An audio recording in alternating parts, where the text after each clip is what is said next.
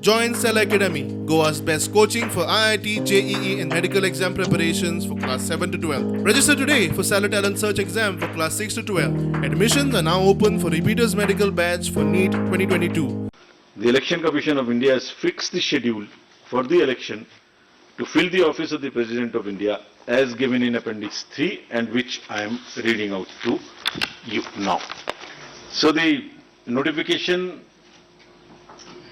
would be on 15th June, that is Wednesday.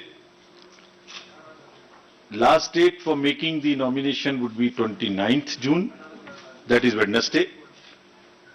Date for scrutiny of nominations would be 30th June, that is Thursday. Last date for withdrawal of candidature would be Saturday, that is 2nd of July 2022.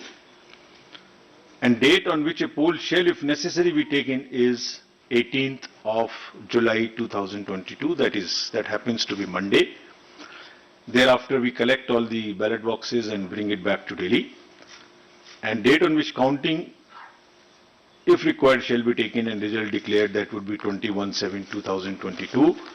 Well in advance, then the 24th of July, the last date of the Honorable President being in the office.